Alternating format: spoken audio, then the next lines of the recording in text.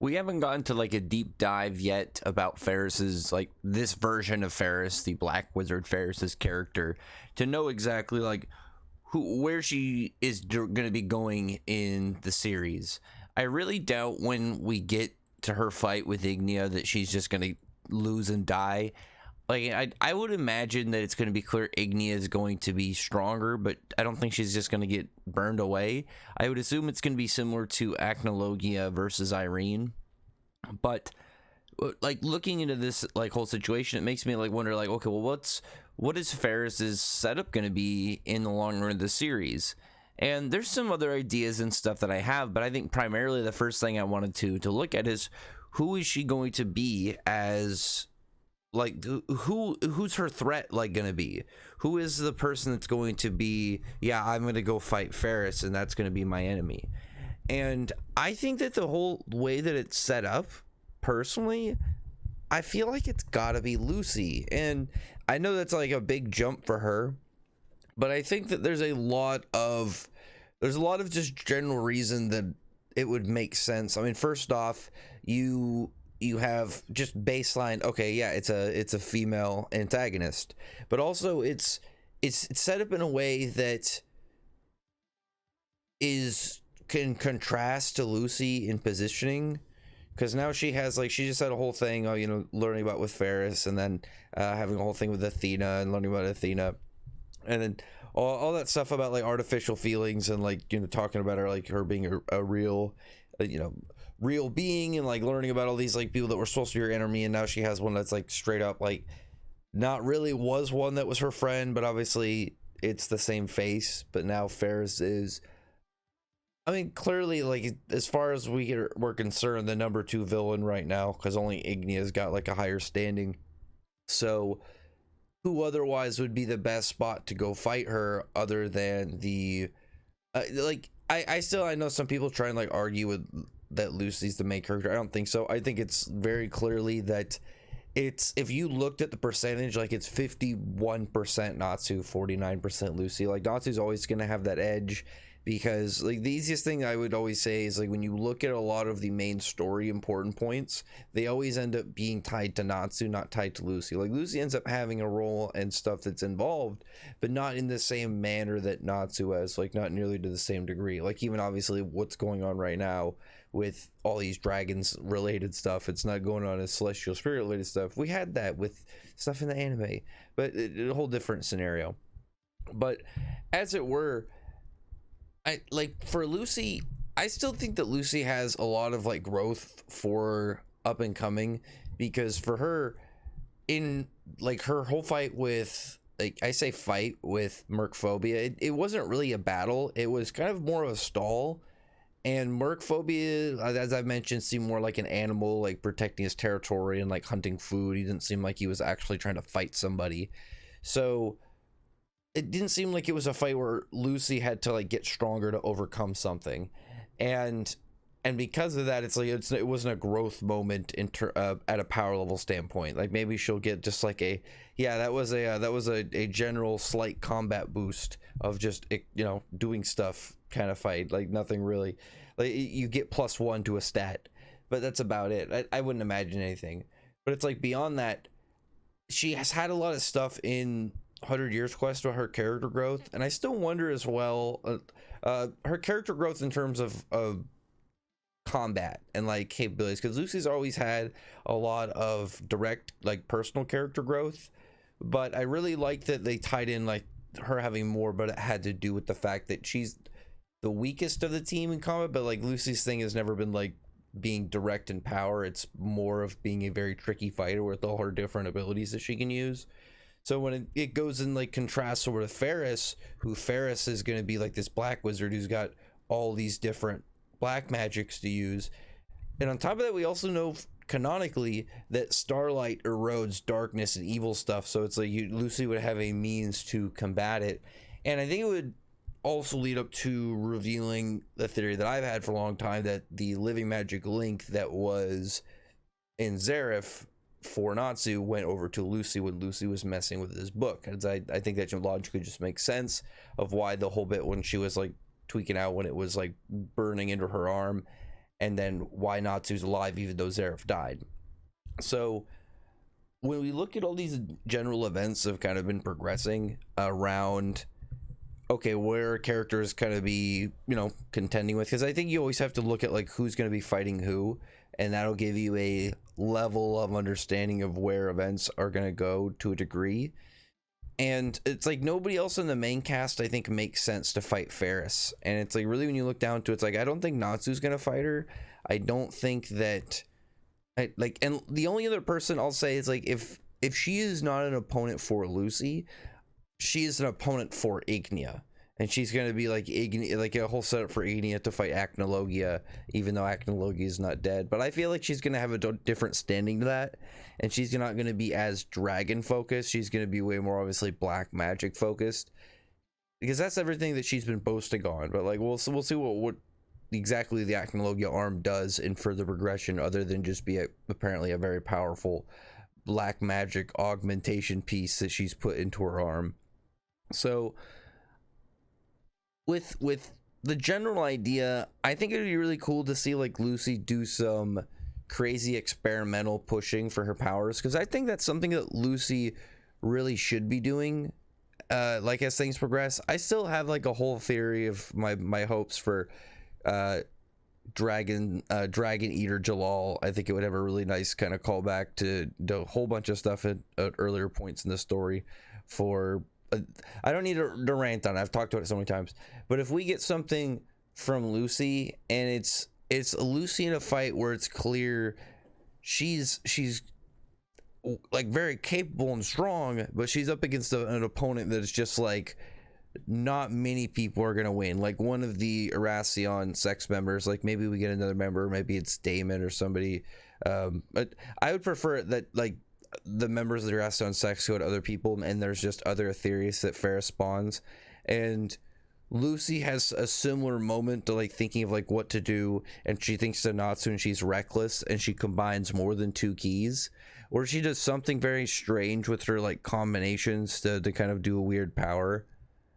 Because there's a lot of stuff that Lucy could do that I've always like had an idea. It's like, okay, well, what if she does this? Why is he? Because when she fought Mimi, the whole idea of her having Gemini summon and then like having Gemini active but not in combat, and then casting Aronometria like in the back because she's doing stuff, that's something that I've always like way back, once Lucy had 2 spirits out on the field, I've been like, obviously like the first instance you all the way, well technically the first instance you go super back to where the moment of Celestial Spirit King, but in reality the Grand Magic Games, when those chapters released, I was like, well, what if Lucy did this and set that up and then had her spirit go fight?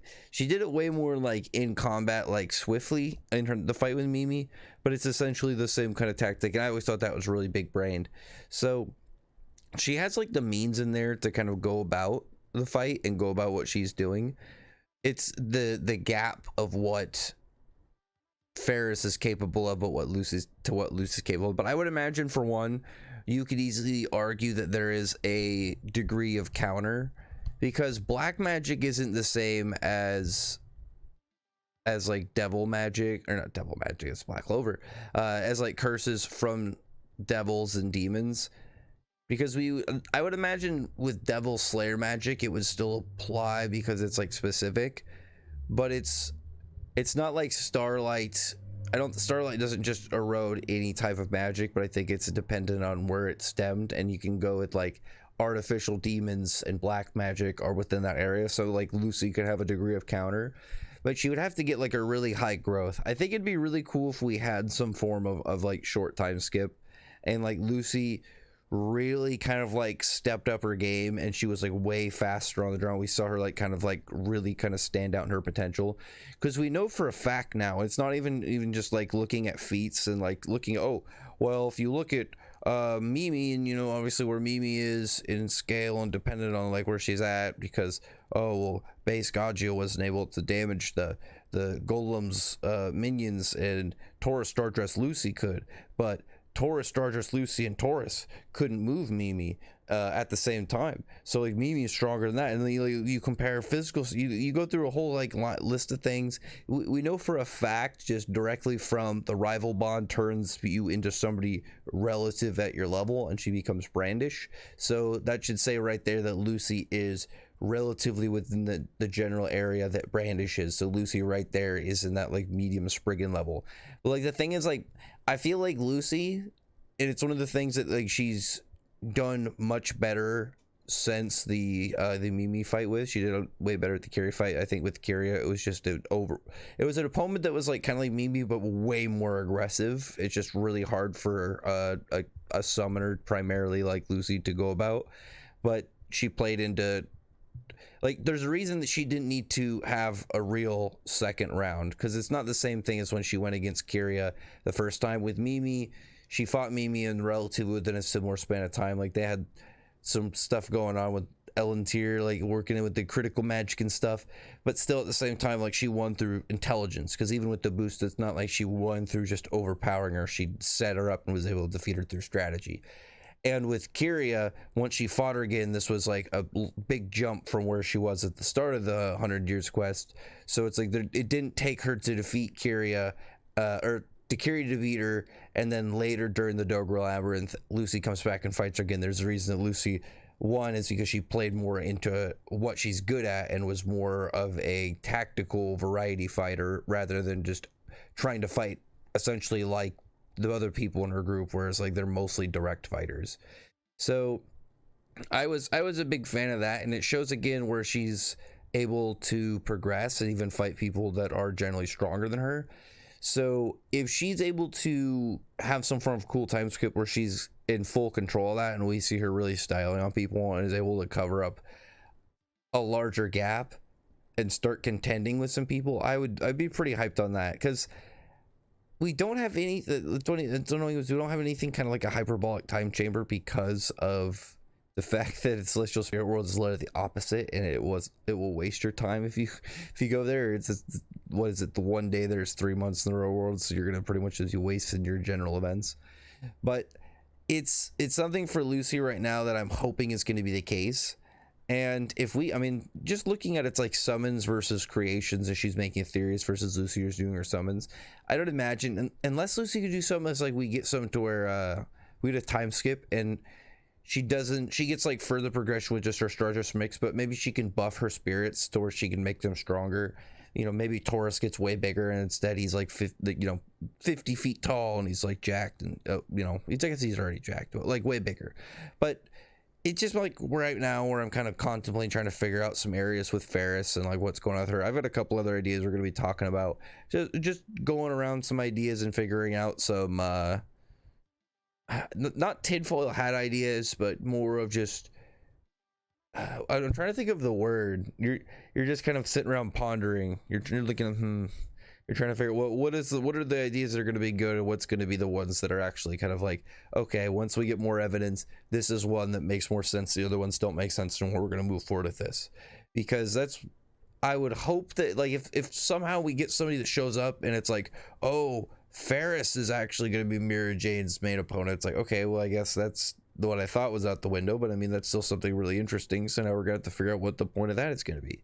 So other than that, tell me your thoughts about like, if who else is going to be Faris's opponent, because if it's not Ignia, which I feel like if it's Ignia, it's got to be a little bit later, because it's going to be too short if it's going to happen just right now and she's going to die.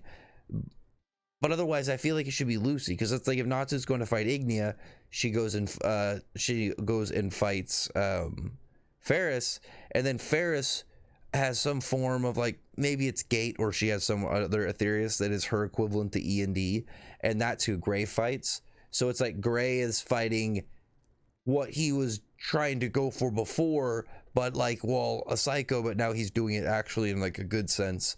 It's like you kind of set those guys up, and then I just completely fumbled over my words with that. Set those guys up with that, and then like the question would be what was happened with Wendy, because it's like, or you just put Urza with Wed. So I don't really know what the plan is going to be with Wendy, unless we're going to get another character, unless it's going to be someone else with Lucy, and then Wendy is up against Faris.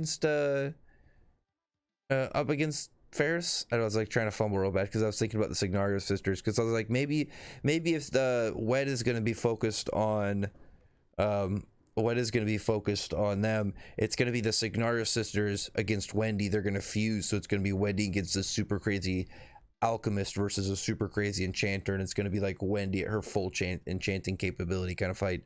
I don't know, we'll talk about that later. But anyway, other than that, comment below, tell me your thoughts about the idea of Lucy having such a big character to be her contender for later on in the story. But other than that, I'll talk to you guys later. Bye.